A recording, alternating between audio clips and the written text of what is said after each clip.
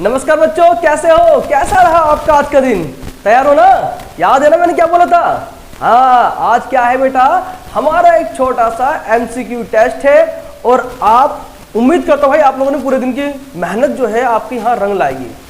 अगर आप लोगों ने मेहनत करी है तो आपको ये सारे क्वेश्चन जो मैं आपसे आज पूछूंगा आप उनके सारे आंसर यूं दोगे, फटाफट दोगे, तेजी में दोगे। और एक बात आपको ध्यान रखनी है बेटा, मैं आपसे जो भी क्वेश्चन अब करूंगा बेटा, सारे क्वेश्चन के आपको जो भी आंसर है, जब हम क्वेश्चन पूछूंगा आपको वो आंसर जो है 10 सेकंड के अंदर ही रिप्लाई करना है उस आंसर का। 10 सेकंड के अंदर ही कमेंट के थ्रू आपको बताना है कि आंसर क्या है। और सारे के सारे क्वेश्चन मैं जितने ही पूछूंगा, चाहे वो 5 हो, 10 हो, 15 हो, 18 हो, 20 हो, जितने भी हो, वो सारे क्वेश्चन आपके लिए मल्टीपल चॉइस में होंगे। हर क्वेश्चन का आपको एक ऑप्शन दिए, 4 ऑप्शन दिए जाएंगे और हर क्वेश्चन को आपको सिर्फ और सिर्फ 10 सेकंड के अंदर ही रिप्लाई करना है। तो तैयार हो ना? आ चुके हो ना लाइन पे? सबके सब बेटा आ जाओ, लिंक पर फटाफट आ जाओ, तेजी में फटाफट, टाइम वेस्ट नहीं करना है, जल्द से जल्द रिप्लाई करना है। शाम हो चुकी है भाई, जल्दी से रिप्लाई करो ताकि तसल्ली से आप अपने आप को आंसर करके मोटिवेट कर सको। तसल्ली से खाना खा के सो जाओ भाई, है ना? तो फटाफट आ जाओ बेटा, फटाफट तेजी में, जितने भी रह गए बेटा फटाफट तेजी में आ जाओ, जल्द से जल्द आ जाओ बेटा।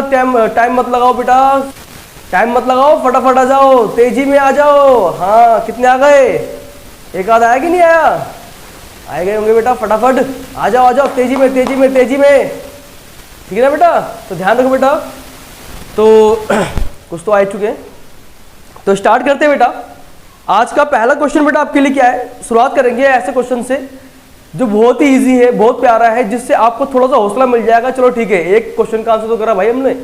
तो शुरुआत करता हूं भाई पहला क्वेश्चन से। भाई क्वेश्चन है बेटा कि फ्रांसीसी क्रांति कब हुई थी? जैसे आपको पता है कि ये जो हमारा चैप्टर है आज का, जो हम मल्टीपल चॉइस आपसे पूछने वाले हैं, ये क्लास 9 का यानी आपकी क्लास का जो है हिस्ट्री का फर्स्ट चैप्टर है, फ्रेंच रेवोल्यूशन, फ्रांसीसी क्रांति। और पहला क्वेश्चन क्या है बेटा?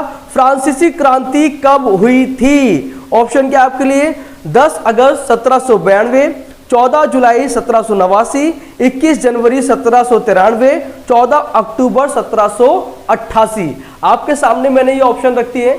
अब फटाफट इन ऑप्शन को जो है, ऑप्शन में से किसी एक को टिक करके अपना आंसर दो, कमेंट करो। सिर्फ 10 सेकंड बचे बेटा आपके पास, सिर्फ 10 सेकंड है। फटाफट तेजी में करो भाई, तेजी में रिप्लाई करो। हाँ हाँ हाँ हाँ, very good, very good, very good, शाबाश। हो चुका है, कर दिया रिप्लाई सबने? आप देखो बेटा आंसर क्या है। इसका आंसर है ऑप्शन बी, 14 जुलाई 1789। 14 जुलाई 1789 ही वो डेट है जब फ्रांसीसी क्रांति हुई थी। चैप्टर के अंदर शुरुआत के अंदर ही जो फर्स्ट टॉपिक आ रखा है, फर्स्ट पैराग्राफ है, उसी में साफ साफ दे रखा भाई कि क्रांति कब हुई थी? 14 जुलाई 1789 यानी 14 जुलाई 1789 को हुई थी। ठीक है बेटा? अब आपको उम्मीद करता हूं कि आपको यह आंसर करने में बड़ा मजा आया होगा। अब आते हैं, थोड़ा सा ध्यान रखना बेटा, डिफिकल्टी लेवल जो है लगातार बढ़ती रहेगी। अभी मैंने आपसे बड़ा प्यारा क्वेश्चन किया है, आगे कुछ और इजी भी आ सकते हैं और थोड़ा सा दिमाग वाले, जहां पे आपको थोड़ा सा मेहनत करना पड़ेगा, वैसे क्वेश्चन भी आपके सामने आएंगे। ठीक है बच्चा? तो ध्यान दो। सेकंड क्वेश्चन क्या है? सेकंड क्वेश्चन है, ध्यान रखना बेटा, थोड़ा सा सोच समझ के इसका आंसर देना जो मैं आपसे पूछ रहा हूं। भाई क्वेश्चन है, two treatises of government, two treatises of government के लेखक कौन थे? इस पुस्तक को किसने लिखा था? ध्यान देना बेटा, टू ट्रेटिसाइजेस ऑफ गवर्नमेंट, ये बुक किसने लिखी थी? ये हमारा आज का सेकंड क्वेश्चन है। ऑप्शन आपके सामने रखता हूं बेटा। ऑप्शन क्या है? John Locke, Jean Jacques Rousseau, जिसको आप जीन जॉक रूसो भी कहते हो, रोजेट द लाइन एंड मॉन्टेस्क्यू। इन चारों में से जो करेक्ट आंसर है उसको कमेंट करके फटाफट बताओ बेटा, फटाफट बताओ तेजी में। 10, 9, 8, 7, 6, 5, 4, 3, 2, 1, टाइम अप। आंसर क्या है बेटा? आंसर है जॉन लॉक। जॉन लॉक की पुस्तक का नाम था टू ट्रेटिसाइजेस ऑफ गवर्नमेंट। ये सही आंसर है बेटा। ठीक है बच्चा? अब ध्यान दो, अब आगे आते हैं, थर्ड क्वेश्चन पे आते हैं, तेजी से आते हैं बेटा, टाइम वेस्ट नहीं करना, तेजी में करना है बेटा, फटाफट। कितने बच्चे आ चुके बेटा? हाँ, कमेंट करते रहो लगा हाथ, साथ साथ में, फटाफट तेजी में। अब थर्ड क्वेश्चन सुनो बेटा। लुई 16 के द्वारा स्टेट जनरल की बैठक कब बुलाई गई थी? लुई 16 के द्वारा जो है, लुई 16 के द्वारा जो है स्टेट जनरल की बैठक कब बुलाई गई थी, बिठाई गई थी? तो ऑप्शन क्या बेटा इसके? ऑप्शन है 4 अप्रैल 1789 यानी 4 अप्रैल 1789। सेकंड ऑप्शन है बी ऑप्शन 5 मई 1789, 5 मई 1789, 6 जून 1789, 6 जून 1789 और फोर्थ है 7 जुलाई 1789, 7 जुलाई 1789। फटाफट इसका रिप्लाई करो फटाफट। कौन सा सही आंसर है बेटा? 4 ऑप्शन है। क्वेश्चन क्या है? लुई 16 ने स्टेट जनरल की बैठक कब बुलाई थी? 4 ऑप्शन दे रखे। पहला ऑप्शन 4 अप्रैल 1789, दूसरा 5 मई 1789, थर्ड है 7 जून 1789, 6 जून 1789 और डी क्या बेटा? 7 जुलाई 1789। ध्यान दो बेटा, 4 होगा फटाफट, बस टाइम अप। इसका सही आंसर क्या है? सही आंसर है बेटा इसका 5 मई 1789। आपको याद होगा कि स्टेट जनरल की बैठक बुलाई थी लुई 16 ने। कब? 5 मई 1789। ये बैठक क्यों बुलाई गई थी? कहानी थोड़ी सी याद करो बेटा, कहानी याद करो फटाफट। क्या थी कहानी? कहानी ये थी कि भाई फ्रांस के ऊपर जो है जो कर्ज था वो 12 अरब लिब्रे का हो चुका था। उसको डिक्रीज करने के लिए उसने जो है टैक्स को इंक्रीज करने के लिए, कर को बढ़ाने के लिए जो है ये बैठक बुलाई थी, जिसके अंदर फ्रांस के तीनों ई स्टेट के रिप्रेजेंटेटिव को बुलाया गया था ताकि वो जो है इस कानून को पास करवा सके जिसके तहत जो है कर की मात्रा बढ़ाई जा सके, यानी टैक्स को क्या बेटा? इंक्रीज किया जाए। यानी टैक्स इंक्रीजिंग के लिए ही इस बैठक को बुलाया गया था। याद आ गया होगा बेटा आपको? याद आ गया ना? Very good. चलो बेटा अब आ जाओ, अब आ जाओ क्वेश्चन नंबर 4 पे। क्वेश्चन नंबर 4 ध्यान देना बेटा। क्वेश्चन नंबर 4 ध्यान दो बेटा। क्वेश्चन क्या है? क्वेश्चन ये है 20 जून 1789 को, ध्यान देना बेटा, 20 जून 1789 को तीसरे ई स्टेट के प्रतिनिधि किस शहर के इंडोर टेनिस कोर्ट में जमा हुए थे? ध्यान दो, डेट क्या बोल रहा हूं बेटा मैं? 20 जून 1789, 28 जून 1789। इस तारीख के दिन स्टेट जो आपके थर्ड स्टेट के मेंबर थे या फिर थर्ड स्टेट के जो प्रतिनिधि थे वो सब किस शहर के इंडोर टेनिस कोर्ट के अंदर इकट्ठा हुए थे? तो यहाँ पर बेटा मैं आपके सामने ऑप्शन रख रहा हूँ बेटा। ऑप्शन सुनो बेटा। ऑप्शन क्या है? ऑप्शन ए वर्साए, बी पेरिस, सी मार्सिलेस और डी बोर्डो। बोर्डो आपको याद होगा बेटा। तो ये 4 शहर हैं बेटा, शहर का नाम सुन लो बेटा। वर्साए, पेरिस, मार्सिलेस और बोर्दे। इस वर्साए, पेरिस, आपका मार्सिलेस और बोर्दे, 4 ऑप्शन आपके सामने आ चुके हैं। अब चारों ऑप्शन में से कोई सा एक ऑप्शन ठीक है बेटा, फटाफट आंसर करो, तेजी में करो आंसर बेटा, फटाफट तेजी में लगातार करो बेटा, शाबाश, very good very good. Answer क्या था बेटा? आंसर क्या है? Option A Versailles. Option A Versailles is the correct answer, जिसके तहत ये आपको याद होगा कि जो 5 मई को बैठक बुलाई थी लुई 16 ने, उसके ठीक 45 दिन बाद जो है थर्ड स्टेट के जो रिप्रेजेंटेटिव थे उन्होंने अपने आप को असेंबल किया था। क्यों किया था? कि 5 मई वाली बैठक को जो है जो टैक्स बढ़ाने के लिए कानून बनाया जा रहा था, उसके अंदर जो वोटिंग सिस्टम था वो थर्ड स्टेट के रिप्रेजेंटेटिव को पसंद नहीं आया था, जिसके बाद उन्होंने स्टेट जनरल को मीटिंग को छोड़कर चले गए थे और अपने आप को फिर से असेंबल किया 20 जून यानी 28 जून 1789 को, और अपने आप को नाम दिया नेशनल असेंबली। याद है ना भाई? इन्हीं थर्ड स्टेट के रिप्रेजेंटेटिव को हमने क्या नाम दिया था भाई? National assembly. चलो ठीक है बेटा, वेरी गुड। आगे आ जाओ क्वेश्चन नंबर 5। अब क्वेश्चन नंबर 5 को थोड़ा सा ध्यान से सुनना भी है और देखना भी है, सुनना भी है और देखना भी है। अब देखना क्यों बोल रहा हूं भाई? क्योंकि अब जो क्वेश्चन पूछने वाला हूं ये पिक्चर बेस्ड है, ये आकृति पर आधारित है।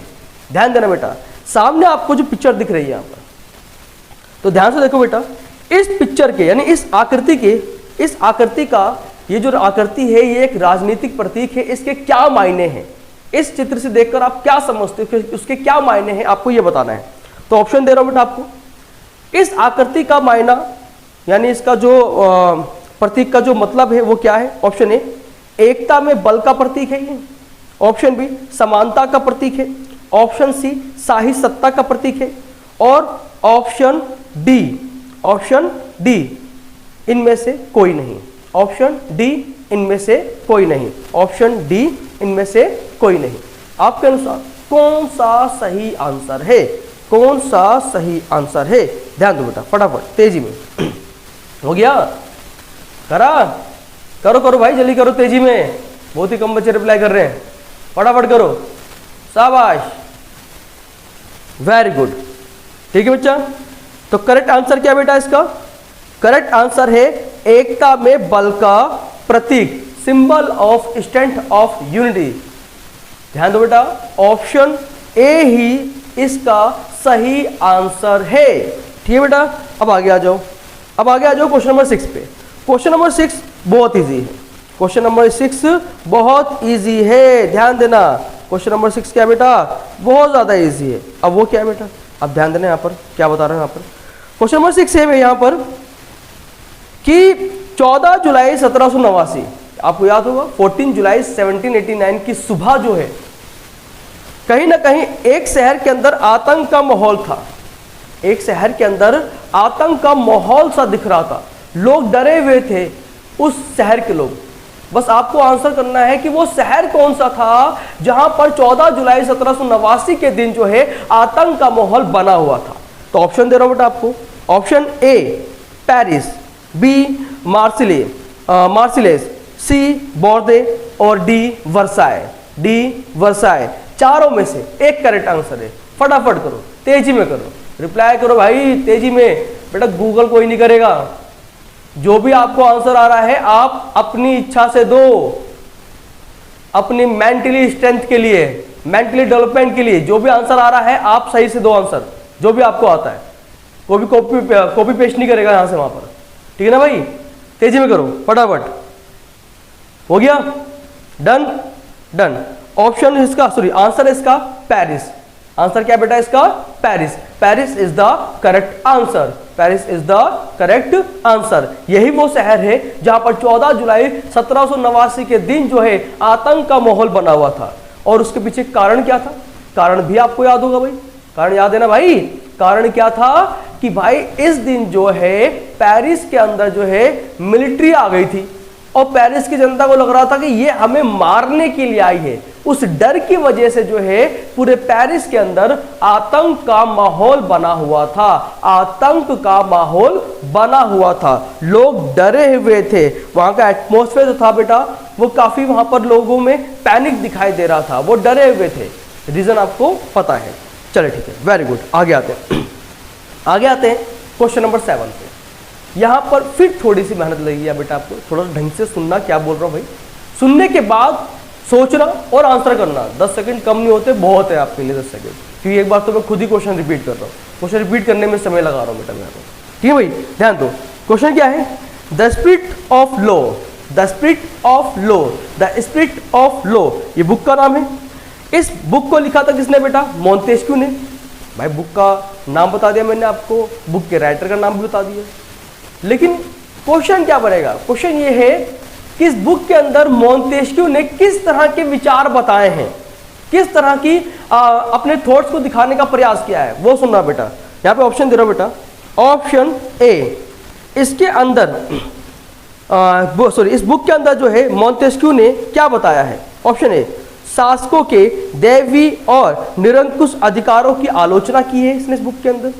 बी, लोगों और उनके प्रतिनिधियों के बीच एक सामाजिक समझौते पर आधारित सरकार का गठन की बात करता है। कौन? मोंतेस्क्यू। थर्ड, सरकार के तीनों अंगों के बीच सत्ता का विभाजन होना चाहिए, ये बताना चाहता है वो। कौन? मोंतेस्क्यू।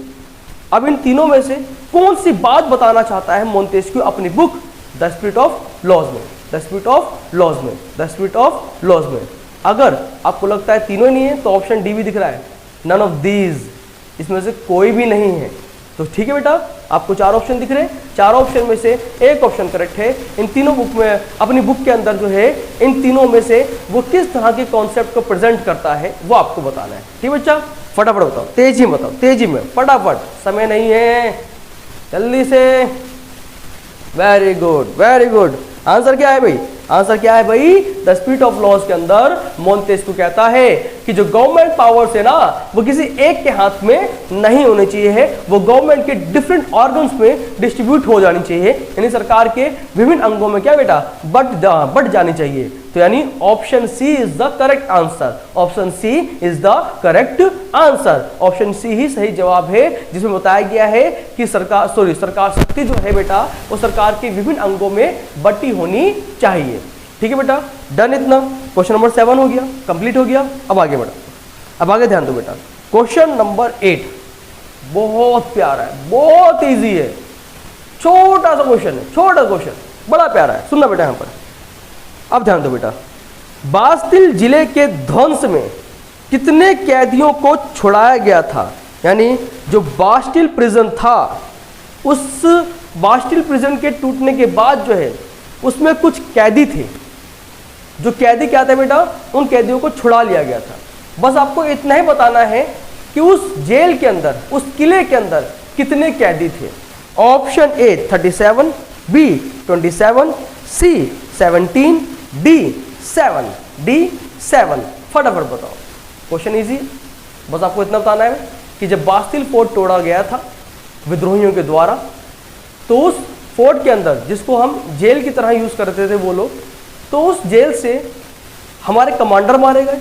कि जब विद्रोह आए थे तो विद्रोहियों ने कमांडर को मारा। कमांडर को मारने के बाद वहां पर जो कैदी थे वो भी क्या बेटा, छूट गए थे, यानी उनको भी छुड़ा लिया गया था। तो उन कैदियों की संख्या कितनी थी, सिर्फ इतना बताना है। तो आंसर क्या है? ऑप्शन डी 7, सिर्फ 7 कैदी थे। कितने बेटा? सिर्फ और सिर्फ 7 कैदी थे, ज्यादा कैदी नहीं थे। डन बेटा, हो गया इतना, वेरी गुड। अब ध्यान दो बेटा, अब आगे आ जाओ, अब आ जाओ क्वेश्चन नंबर 9 पर।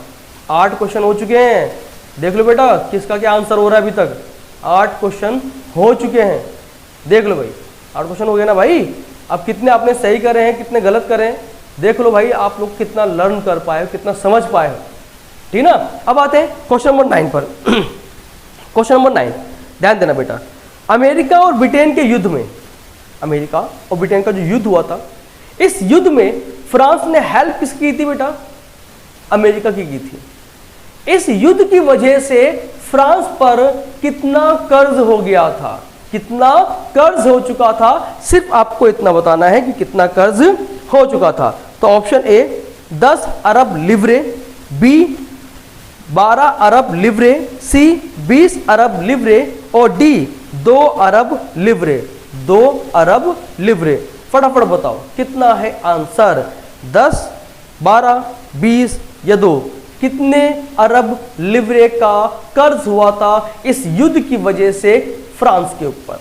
फटाफट बताओ, फटाफट, तेजी में। ये भी आपको याद ही होगा वैसे। इसी की वजह से लुईस 16 ने जो है स्टेट जनरल की मीटिंग बिठाई थी, ताकि वो कर को रिड्यूस कर सके, सॉरी कर को इंक्रीज कर सके, और जो लोन आ चुका है, जो डेब्ट है बेटा, उसको डिक्रीज कर सके। याद होगा बेटा आपको, ठीक है।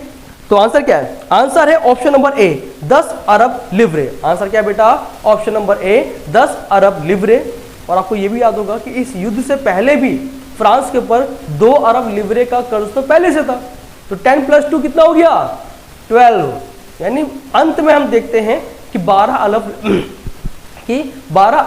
अरब लिवरे का कर्ज हो चुका था, लेकिन युद्ध की वजह से सिर्फ 10 अरब लिवरे का कर्ज हुआ था। सिर्फ, देख लो बेटा, सिर्फ बोल रहा हूं यहाँ पर, ठीक है, कोई दिक्कत नहीं। चलो आगे आते हैं, क्वेश्चन नंबर 10 पे आ जाओ। क्वेश्चन नंबर 10 बेटा आपका क्या बेटा? ध्यान दो। अब यहाँ पर मैं आपको एक सिचुएशन बता रहा हूँ, आपको बताना है कि इस तरह की सिचुएशन को आप क्या कहोगे चैप्टर के अकॉर्डिंग। ऐसी चरम स्थिति जब जीवित रहने के लिए न्यूनतम साधन भी खतरे में पड़ने लगते हैं, उसे डैश कहते हैं। Such an extreme situation when even the minimum means of survival are in danger, it is called dash. Option A population explosion, B economic crisis, C subsidence crisis, D civil war, D civil war. तो 4 option दे दिए बेटा मैंने आपको, जनसंख्या विस्फोट, आर्थिक संकट, जीविका संकट और गृह युद्ध। इन चारों में से कौन सा संकट माना जाएगा? जब जीवन जीने के लिए जो मिनिमम जो हमारे सर्वाइवल के लिए जो मिनिमम मीन्स होते हैं वो भी ना हो, तो उस तरह की सिचुएशन को आप क्या बोलोगे? 4 ऑप्शन दिख रहे हैं बेटा, फटाफट बताओ, तेजी में बताओ। वेरी गुड वेरी गुड, फटाफट फटाफट फटाफट। हो गया, डन। आंसर क्या है? आंसर है ऑप्शन नंबर सी, जीविका संकट, सब्सिस्टेंस क्राइसिस, सब्सिस्टेंस क्राइसिस, जीविका संकट। तो क्वेश्चन नंबर 10 का आंसर हो चुका है। अब ध्यान दो, अब तक हम लोग 10 क्वेश्चन आपस में डिस्कस कर चुके हैं।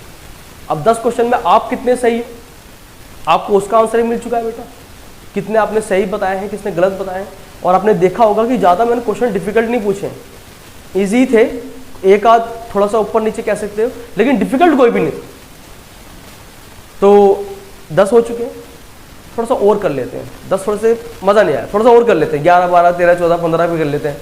क्या थोड़ा सा और आपको कितना और याद हुआ है, कितना समझ पाए हो, क्या पता अभी तक आप में से कुछ बच्चों ने 10 में से खाली 4 के आंसर सही दिए हो। अब हो सकता है कि आने वाले क्वेश्चन जो है वो थोड़े से और ईजी, थोड़े से ऐसी मजाक कर रहा हूँ, थोड़े से दिन थोड़ा सा और उसके अंदर मेहनत करने वाला है। ध्यान दो, क्वेश्चन नंबर 11। क्वेश्चन नंबर 11 क्या है? नेशनल असेंबली ने, ध्यान देना बेटा, क्वेश्चन क्या बोला? नेशनल असेंबली ये कौन थी? ये 3rd स्टेट के वो रिप्रेजेंटेटिव थे, वो प्रतिनिधि थे जिन्होंने 20 जून 1789 को अपने आप को जो है इंडोर टेनिस कोर्ट के अंदर जो है असेंबल किया था और नाम रखा था अपना नेशनल असेंबली। अब ध्यान देना, नेशनल असेंबली के ऊपर क्वेश्चन आ चुका है बेटा, ध्यान दो। नेशनल असेंबली ने कर, कर्तव्य और बंधनों वाली सामंती व्यवस्था के उन्मूलन का आदेश कब पारित किया था? ध्यान सुनना बेटा। When did the National Assembly pass the order to abolish the feudal system of taxes, duties and restrictions? यानी आपके जो सामंती व्यवस्था थी, उस सामंती व्यवस्था को खत्म करने का आदेश कब पारित किया गया था नेशनल असेंबली के द्वारा? अब ऑप्शन दे रहा हूं बेटा आपको, ऑप्शन सुनना। ऑप्शन नंबर 1 क्या है बेटा? 4 अगस्त 1789 की रात को। ऑप्शन बी 4 अगस्त 1791 की रात को। ऑप्शन सी 21 सितंबर 1792 की रात को। और ऑप्शन डी 21 जनवरी 1793 की रात को। यानी 4 अगस्त 1789 on the night of August 4, 1791, on the night of September 21st, 1792, on the night of January 21st, 1793। इन चारों में से कौन सा ऑप्शन करेक्ट है बेटा? फटाफट बताइए, तेजी में बताइए, तेजी में, लगातार, शाबाश, फटाफट बताओ बेटा, फटाफट फटाफट। आंसर क्या है? आंसर क्या है? आंसर क्या है? आंसर है ऑप्शन नंबर ए। आंसर क्या है भाई? Option number A, August 4, on the night of अगस्त 4, 1789, 4 अगस्त 1789 की रात को ही नेशनल असेंबली ने एक ऑर्डर पारित किया था, एक ऑर्डर इशू किया था। इस ऑर्डर के तहत जो है क्या बोला गया था कि जो भी टैक्सेस है, जो ड्यूटीज हैं, जो रिस्ट्रिक्शंस हैं, यानी कर है, कर्तव्य है, जो बंधन वाली सामंती व्यवस्था है, उसको खत्म करने की बात की गई थी। करेक्ट? याद आ गया? हाँ, वेरी गुड। चलिए अब आगे बढ़ते हैं। Question number 12। क्वेश्चन नंबर 12 यहाँ पर सच में और नहीं आता है तो हल्की सी मेहनत लगेगी, लेकिन ये आंसर आपको 5 सेकंड में देना चाहिए। 5 भी मैं ज्यादा ही बोल रहा हूँ, 4 सेकंड के अंदर इसका आंसर देना चाहिए बेटा। ज्यादा टाइम तो लेने वाली है ही नहीं इस क्वेश्चन के अंदर, जो मैं बोलने वाला हूँ, क्वेश्चन बोलने वाला हूँ। सुनना बेटा क्या बोल रहा हूँ, सुनो। क्वेश्चन नंबर 12 है, तीसरा स्टेट क्या है शीर्षक से एक अत्यंत प्रभावशाली प्रचार पुस्तिका किसने लिखी थी? क्वेश्चन सुनना बेटा। What is the third state who wrote a very influence pamphlet titled? ये किसने लिखा था? ऑप्शन सुनना बेटा। Option A आबेसिए, B Mirabeau, ji जिंजोक Rousseau और D Roger the line. Roger the line. इन चारों में से कौन सा ऑप्शन करेक्ट है? किसने लिखी थी आपके what is the third state नामक टाइटल का पम्फलेट किसने लिखा था? तीसरा स्टेट क्या है इसका पम्फलेट, ये पम्फलेट किसने लिखा था? फटाफट करो आंसर, फटाफट करो आंसर, जल्दी से। आंसर क्या है? आंसर क्या है? आंसर है ऑप्शन ए आबेसिए। आंसर क्या है भाई? Option A आबेसिए। आंसर क्या है? Option A Abbe Sieyes. अब आगे आ जाओ, आगे आ जाओ। Question number 13। बोलूं भाई? बोल रहा भाई, ध्यान से फटाफट सुनो बच्चों। शाबाश। और मजा आ रहा है ना? मजा आ रहा है ना? क्वेश्चन सुनने में, पढ़ के करने में मजा आ रहा है ना? आ रहा है तो कम से कम लाइक तो करो वीडियो को। शाबाश।